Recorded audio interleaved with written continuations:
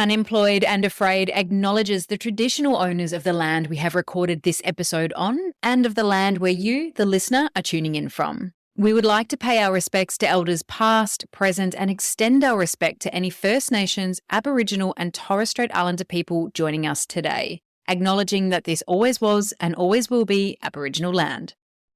Welcome to Unemployed and Afraid, a podcast that explores the glorious mess of building brands, businesses, and a career you love with the people who've done it. I'm your host, Kim Curtin. Thank you for being here. Let's get into today's story of starting over.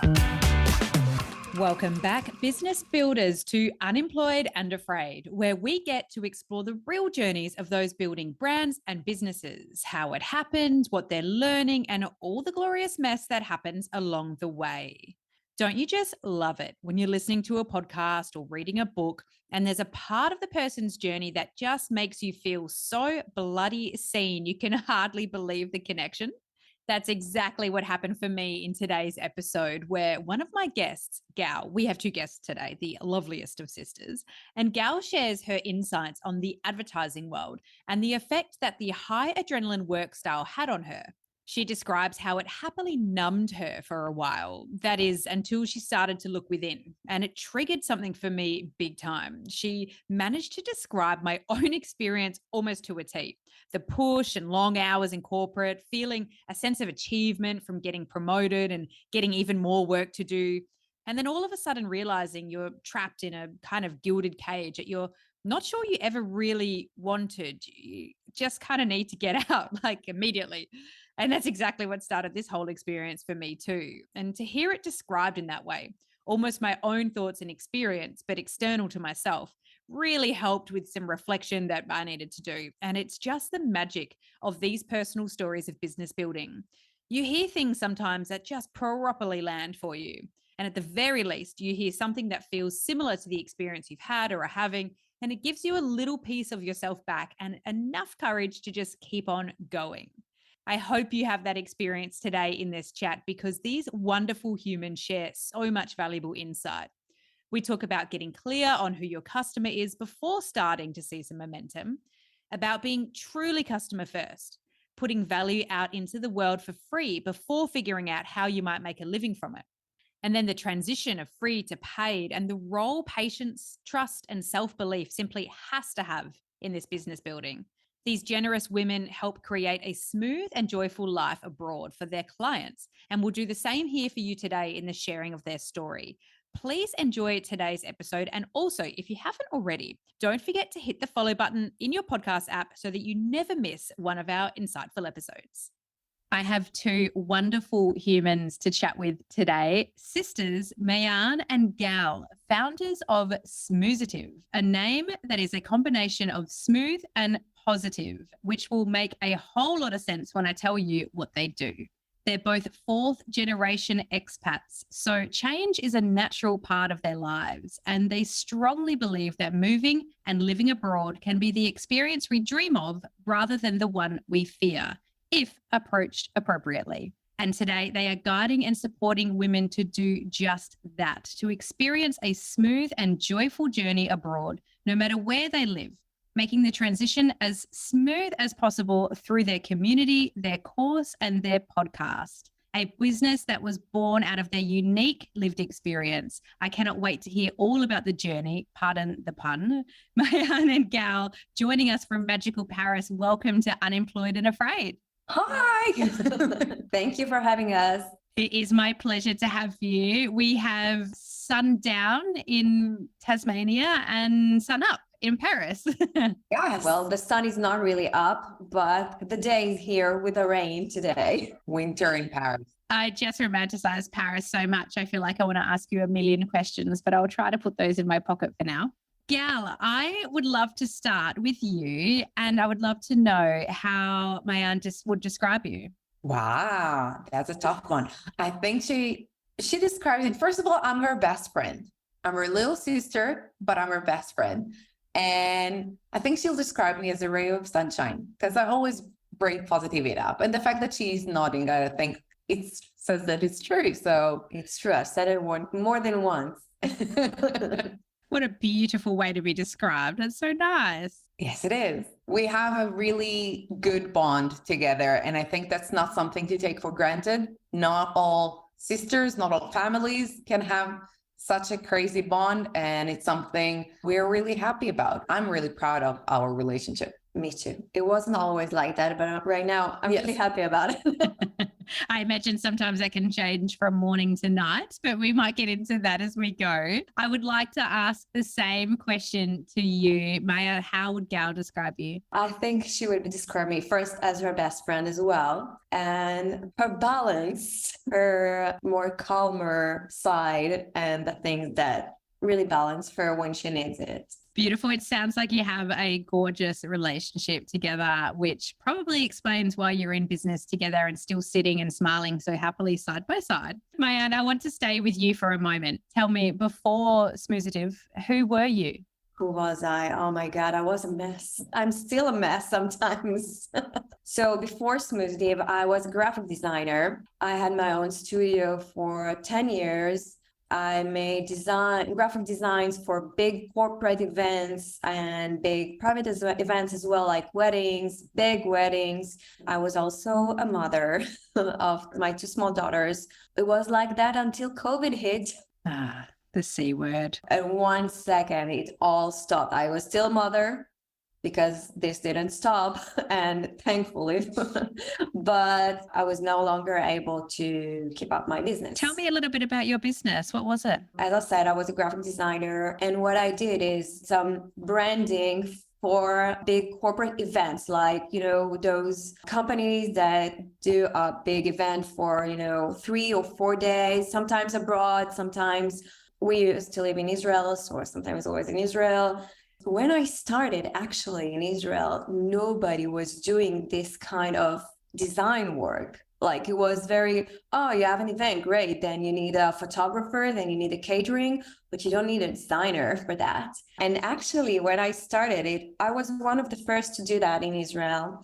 So did big events like weddings as well. In Israel, nobody did like big fancy invitations or crazy designs in the wedding. And I saw that abroad, because I was living abroad before, and I saw that, and I brought it to Israel and people liked it. And now it's very, very common. But when I started, nobody was doing that. So I had a lot of work, a lot of clients, really, really busy doing big parties and big events and making it more beautiful, Then it stopped because of COVID, but also I was kind of tired of doing that and felt pointless. And I had the privilege of reading a little bit about your story before we had the opportunity to sit together today. And there's a part of your story where your husband was working in Nigeria. Could you tell me a little bit more about that experience?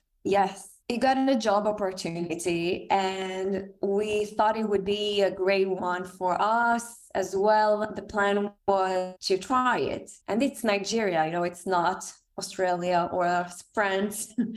He was having a hard time there. And apparently I was having a hard time at home, trying to stay functional mother, doing my job as well. Like I said before, I had so many clients, a lot of work, and I was all alone. I didn't have any help from anyone else. And I was, doing more and more and more and trying to push it until I collapsed. I just collapsed. Actually, I hold it very, very hard until he came back, because at some point I told him, I don't think it's going to work. We won't be able to move there for a couple of reasons. He didn't like the job, and I didn't like the idea of being away from him for so long. And we wanted to keep our family. So we decided to come back. And when he came back, I just let it all out, collapsed. I had a huge anxiety attack. I thought I was going to die. I went to the emergency room and I told them, listen, I'm dying here. I'm laughing about it now, but obviously it wasn't that funny. At the moment, I thought I was having a stroke. I thought I was having a heart attack. And then I was in bed for 2 weeks. I couldn't do anything. It was so scary. From going from, giving my 200% to not being able to get out of bed to make breakfast to my daughters, take them to school. How did you start to go again, to rebuild, to reinvent yourself through that period? It must have been so scary and so tough. Yeah, it was scary, and at the beginning, this fear of not being able to do anything, especially for a woman who was doing everything. I was super independent. I was doing everything by myself and I couldn't do anything. So the first thing was to acknowledge that it's scary and that right now I need help, and that's okay. But it took me a lot of time. I went to the emergency room and they gave me some meds, and I didn't want to do that, taking pills to make myself feel better. I understood that it was deeper than that and that something needs to change. That's the point where I understood that if I want to be better, I need to change something, but I didn't know what. And because of the life we lived before, that we moved a lot, we changed a lot, the first reaction would be, okay, something needs to change. What can I change? Okay, I'll change my living room. Maybe I'll change my apartment. I can change country. This is where the idea of moving to Nigeria came from. Let's change something external. And yeah, it's not really solving any problem. That's where I understood that I need to change something internal. And to go inside and look what's in there, it's even more scary.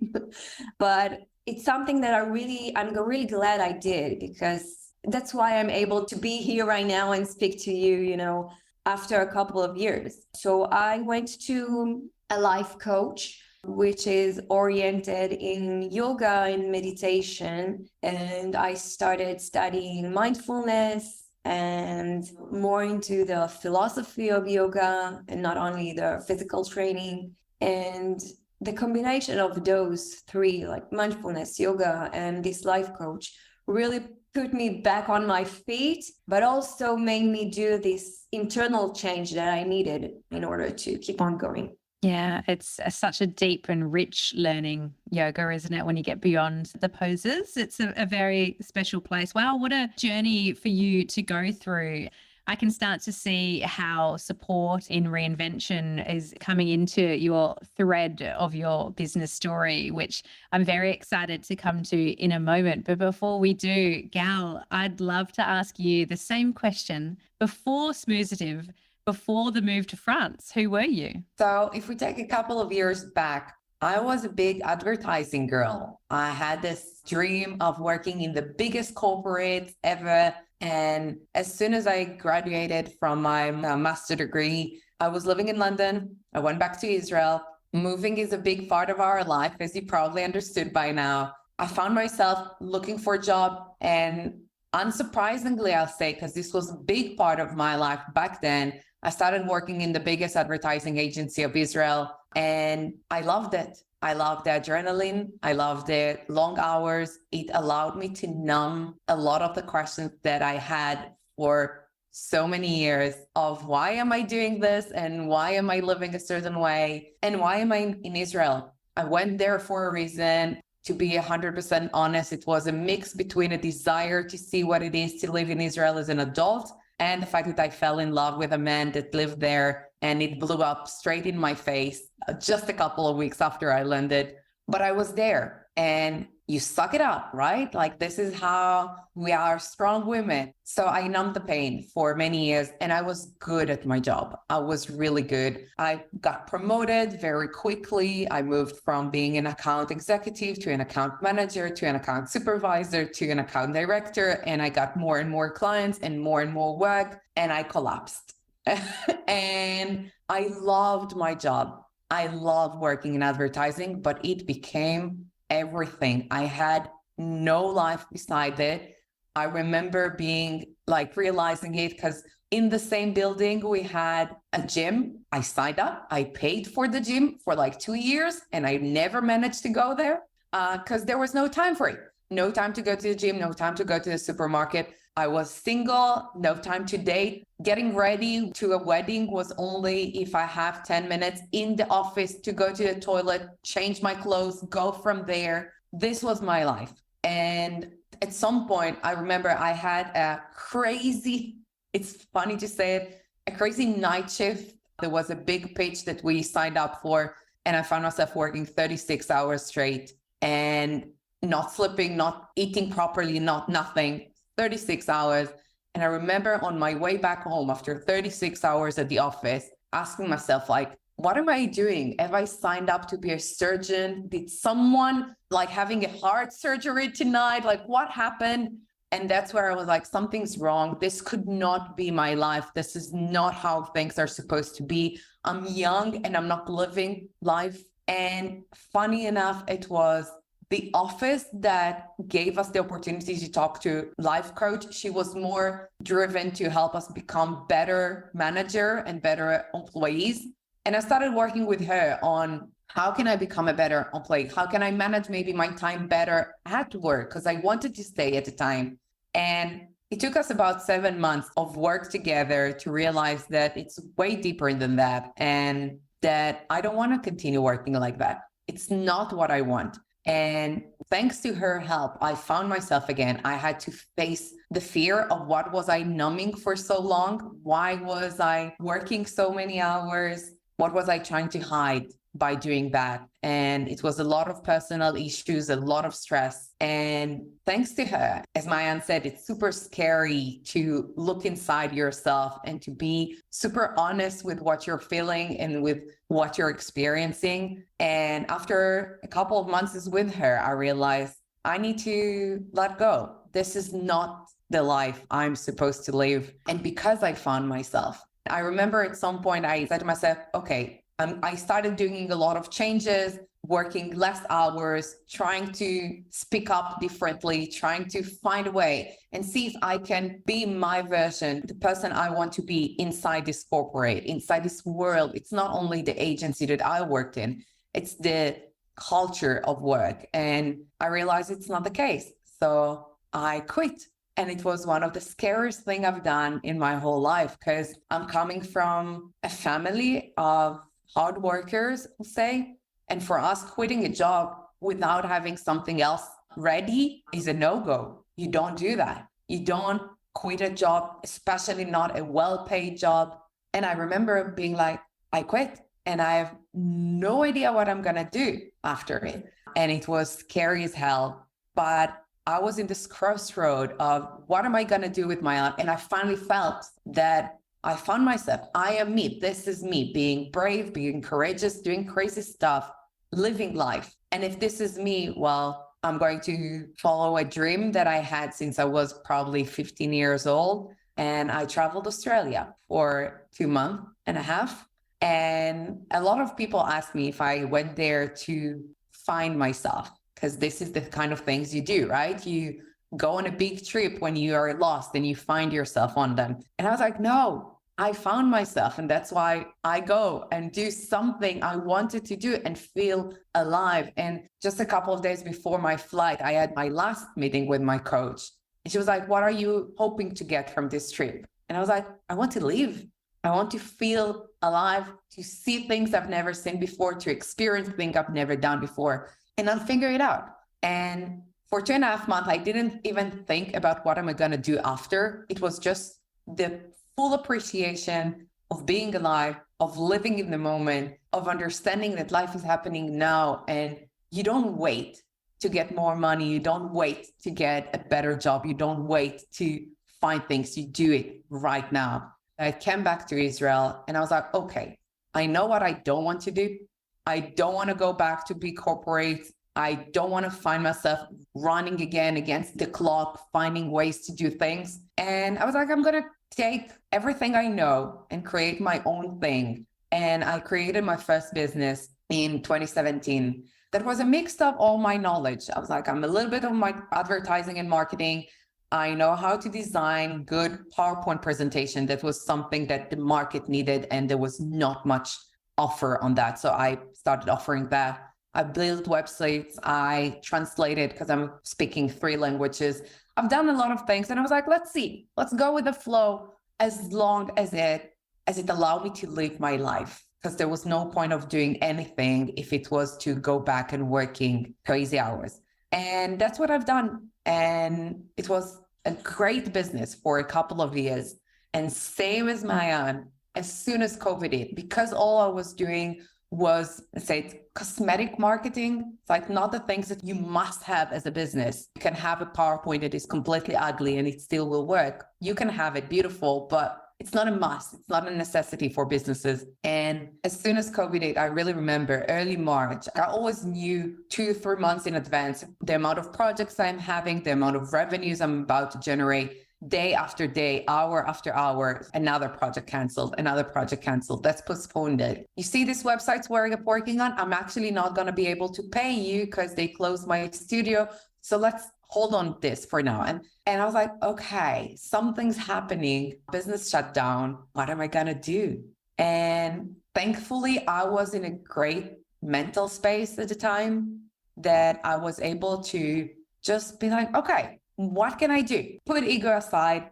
I already had 2 master degrees at the time. I had a master degree in marketing, but since then I decided to go back to uni and studied everything that I went through with my coach in a more deeper level. I love learning and I love to study. So I went back to uni and I did a master degree in positive psychology and coaching. I was like, okay, what can I do? Everything is collapsing. The world is ending and like everyone is falling apart. As funny as it is, I was having a great morning shower and I was like, what can I do? Like, this is who I am. I'm a big smiley woman. What can I do before everything will fall off? And I literally went down to the supermarket downstairs and had on my grocery list being like, I need to buy milk and some vegetables. And let's ask them if they are looking for a job, because no matter what will happen, supermarkets will keep on going, right? Sounds logical to me. And I went to the manager that knew me because I lived, it's like literally the supermarket inside my building downstairs. And as I said, like without a bra, my hair fully messed after the shower. And he looked at me and he was like, but Gal, you're like super overqualified to work in a supermarket. And I was like, yeah, who cares? It's just so I can keep my sanity during those crazy months. It's just going to be a couple of weeks, all good. And eventually I found myself 6 months in the supermarket. And I am really happy about that because 1, it kept my sanity for sure. 2, it's revenues that I didn't have when my business shut down. And 3, it allowed me to keep on smiling to people and be me while this crazy thing was going on in the world and people really lost it, which is normal. We have all suffered from it. So yeah, and during this time, I was able to finally ask myself questions that I didn't ask for so many years because of everything I just told you. And I was like, actually, my future is not in Israel and it's time to pack my things. As Mayan said, we had, for so many years, our default answer would be, something's wrong, change is the answer. Something's wrong, change the living room. Something's wrong, change work. Something's wrong, move country. Something's wrong, do something. And this was the first time I was like, nothing's wrong, but it's time for a change. It's not the life I want to anymore. So I took a couple more months, packed my things and moved to France. Wow. I'm quite shaken still by an aspect of your story where you describe advertising, adrenaline, and it's an industry I spent many years in, 13 years in, and describing the deadening of what you need to deal with. And it struck quite a nerve, actually. I think it might be the first time a guest has made me cry on my own podcast, but I felt myself getting quite welled up in the way you described that, because gosh, if that's not the truest thing I've ever heard spoken, how often we fall into work and into busyness and into whatever we need to do, that addictive adrenaline of being busy and being needed by other people to push down what's really wanting to come up is quite a powerful concept. And for both of your stories, I mean, wow, we could do an entire podcast just on your backstories. They're both so incredible and just so inspiring of where you've been and what you've learned from it, your ability to articulate your learnings from your experience. I can see now we've moved ourselves into the space where you both find yourself in that beautiful country that you're in now. Who went to France first? I moved in September 2020. So in the middle of COVID, I decided it's time. And I'll tell you the simplest way. It was a moment where I realized, like, if I need to start all over anyway, because business was shut down, because life is not the same, no one would convince me differently. We're not coming back to what we used to have. We're creating something new anyway. And I was like, if I'm starting over, well, better start it somewhere else. And I moved in September 2020. And Maayan, when did you go to France and how did that happen for you? So when Gal moved, I sat down with my husband and I told him, listen, moving to France is a dream of mine for years. I lived in France before and I really wanted to live there again. And it never worked and never was an opportunity. But when Gal moved, I'm like, okay, we need to do that as well. Let's see how we can make it happen. So it took us a year to figure it out. And we moved just a year after Gal. Wow. I mean, just the most special part of the world. Did the idea for your business happen before you moved or after you moved? So we tried to do something together for years. I think 7 years ago, 6 or 7 years ago. Like we said, we both had our businesses, but at some point we realized we wanted something else. You know, we wanted to impact the world, you know, we wanted to do something bigger, to bring something meaningful to this world and not only making it pretty. We tried a couple of things before when we were in Israel, and we talked a lot about it before, but it never, you know, made much sense. What crazy ideas. We had a lot of crazy ideas. Oh, wow. Yes. And like we said at the beginning, we weren't always this close and we didn't always saw things the same way until we each grew and found our own voice and our own truth. We found this way to really collaborate and to each bringing our own things and our own truth to this business. And then it get real. Yeah. So when I moved to France, we really, you know, took it really, really seriously, left everything else. We're doing this right now. And this is when the business got real, because up until then it was just crazy ideas. I'm just curious, what was one of the ideas that you had and then decided not to pursue? They're always good ones. We wanted to create impactful shoes. We wanted like shoes that will have funky quotes on it, so it will make you feel amazing. And we're like, but we don't know how to design shoes, but we had this idea. We had jewelry like bracelets and rings, and we wanted at some point how we can sell emotions. We want to sell emotions. Like, oh, fantastic. How did the business look when you first started? What did you start with? When we first started, as Maayan mentioned, we had this vision of like, ooh, we want to impact everyone and as many people as we can. And because we know change and because we know you can find yourself, we're like, okay, we want to make everyone feel happier. Everyone should feel happy. Like, such a naive maybe approach to it, but this is really what we believed in. And when we started, we're like, who is our audience? Well, everyone that says that they're okay, but they keep on complaining all day long, which is basically everyone. And it's like, we don't have a real reason to complain, but this is what we do. And that's how we started. We're like, okay, but what can we help them with? I'm coming from positive psychology. I have some interventions I can do. Maayan has mindfulness and yoga philosophy, and we can help them with that. And it wasn't enough, like, because it's not clear enough. So who are you talking to and what are you doing? And we kept on digging in ourselves. What is it that we are really, really good at, that we know more than other people and we can help them do? And that's where we started narrowing down the business. And it started really big and really wide. Let's make people happy, to, okay, let's make women happy. This was the first cutoff, because we know how to talk to women because we're women and it's different. And I am all for equality, but come on, we think differently, we talk differently, we have different needs, and it's fine. And then we're like, okay, but women, it's still super big, super broad. We kept on narrowing it down until we realized that the thing we know most than so many people is to relocate, is to change, is to approach change in a way that suits you and not be dragged by it. And that's how Smoothie came to life, because we were like, we want a smooth and joyful life abroad. And it's that.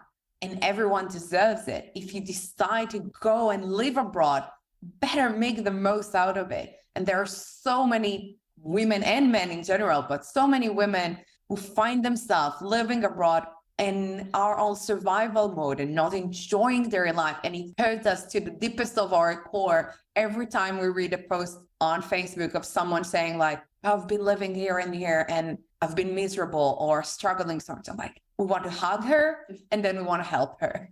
That's incredible. And never a better reason to start a business than to share something that you know so intimately. What was the first offering that you put out into the world and how did it go? So the first thing we did actually was for free. We did weekly sessions via Zoom with women from all over the world.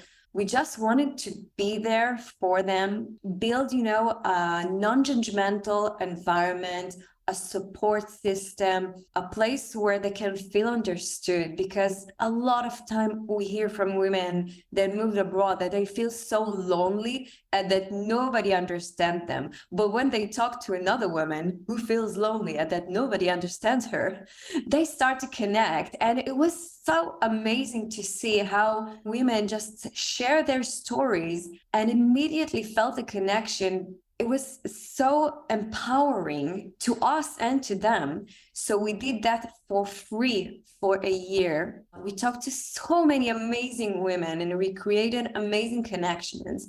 And this became the foundation to our membership today. So it's paid now, but the foundation was a year of free sessions every week. And we loved it. We really, really loved it.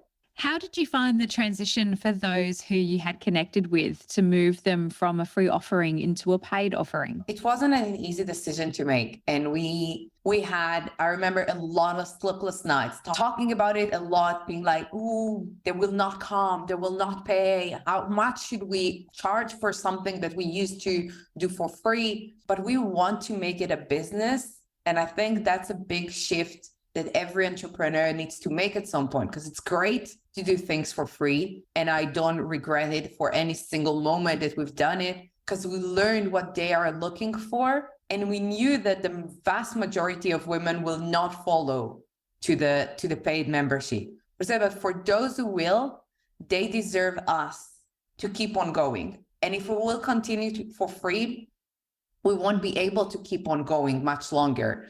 So we decided to make it a paid offer. At the beginning, only 2 women moved to the paid offer. And we were like, okay, it's not enough. But it kept growing since. And we kept talking to new women. And one of, I think, the most amazing things, it's been, I think we started the paid version in July, last July.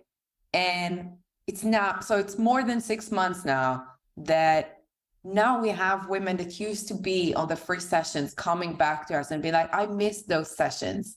I know it's paid. Can you give me more information right now? How is it going? Can I join? Can I? And that's what we wanted it to stay, but we needed it to be paid in order to keep on going and doing that. So we added more value. It's not only the live sessions, but we make sure to go live every single week with those women.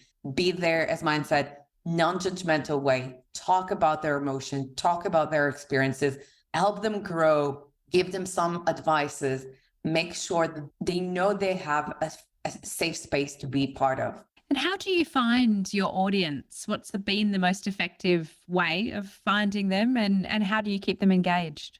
Well, mostly through social medias. Instagram is our most effective platform. This is where we are and where we spend more of our time and energy. And we offer a lot of value, free value there. We give it all. It's there. If you want to see it, it's there for free. And if you want a little bit more of us, then we invite them to those sessions, for example, or to our course where it's more specific and where they have, more of our attention, personal attention. So mostly through social medias. Yeah, I think a great advice that we got at some point was give everything you got for free and let people enjoy everything you have. Because once they will want the hand-in-hand version of it, the person that will actually guide them to do what you're giving for free, then they will pay for it. But you just give everything you got. And it's scary when you're a business entrepreneur, when you want to make a living and you want to make good money out of something you do. It's scary to give everything you got for free, but that's how you find clients, because you give them all and then they want more. So they become clients. And we create connections, real connection, even with the women that were coming for free to those sessions for a year. We still send them messages, just checking in. How are they going? We're still there for them, even if they are not paying us for anything. But it's something that maybe we're naive. I don't know. We really care about them. We really do. And every woman that we're in touch with, we create a connection, a real one. And it's honest. It's not, those marketing messages that you send. Hey, do you want more clients? Hey, do you want me to solve your problem? It's really not about that. I hate it when people send me those kind of messages. I hate it. We are sending messages because we really want to know what's happening in her life right now. If we saw in a post that she's traveling or that she posted that she's having a hard time, then we'll send a real honest voice message. Can I help you? I'm here for you. We help women for free a lot. But we believe that this is how first we make, ourselves in a position where people want our help. And eventually we believe that they will become clients when it will suit them. And that's okay. We're patient and we really care about our audience. It's not, just marketing. Does it ever feel a little overwhelming to think about it from a financial perspective? Does that ever rattle you and how you show up for your potential clients when they aren't paying you? Of course it is, because as Maayan said before, we put all of our time, money, investments, everything inside this business. We're not doing other things at the same time because we believe that this is the way to go. Because if you want to get something done, you really need to be there, put yourself in it. And if you have other options, then you're never 100% into what you're doing. So it might work, but it might take way longer. And it's already a long process.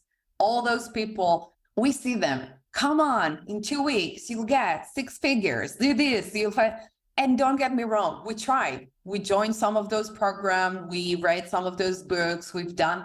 And it doesn't work, or at least it doesn't work for everyone. It depends on the business, it depends on your personality. There are things that I remember people telling us to do, and we looked at each other and we're like, this is not who we are. And as we said before about the journey we had to go through personally on our deeper level, doing something that is against our values, that is against our energy, that is against what we believe in this world, there's no point. No money will ever be worth to do those things. So for us, it's a long journey. We're still in a growing business. We cannot tell you that we're having a 6-figure business. It's not there yet, but it will, because we'll do it our own way. So yes, financially, it's scary because you have to put yourself out there and you have to sell yourself and your offers and understand that people won't necessarily buy it. And, if we took this example of the free sessions, we always have people that only want the free stuff, that it will take them longer to buy something. Maybe they will never buy because there are those kind of audience that will only want to keep getting the free stuff. But it's fine, because for every X number of women that are getting free stuff, we have one that is more invested in herself, that is willing to take the extra step to get better and to actually do the things. And we're here for her. So we are making sure we keep on showing up so she finds us. I love that. How do you keep showing up for each other? How does it go working together? It looks lovely. How is it working together? What we do best is communicate, and we tell each other when it feels bad and when it feels good. We support each other in so many life areas, but in the business, when one of us feels something is wrong, something is bad, we talk a lot. We talk a lot about it. And we try to balance each other, okay? Because we're two, and when one of us has a low day, the other one steps up and do more for the other and for the business. And it's always, it's very dynamic. We really, really balance each other all the time. So we talk a lot and we balance each other. I think that's what we do. How do you think your business might evolve over the coming years? It will become something huge. Like, as an objective, we want that every single woman that is moving abroad, she will talk to us at some point. She will know that we exist and she will enjoy everything we do. Listen, it's our biggest desire, because we believe life is worth living no matter where you are. And today's society, and I think COVID even changed it, like make it growing even faster. We're talking about 56.8 million people who are living abroad as we speak. And this number is growing all the time. And because of that, we know there's a need for what we offer. There are so many coaches out there and so many relocation agencies that are talking about how to move abroad on a logistical perspective, on a technical perspective, on a career perspective. But we are here telling, and that's our journey, and that's what worked for us. When you solve all the external things, if you're not in a good, healthy space within yourself, if you're not feeling good about yourself, you are taking your problems to the next station.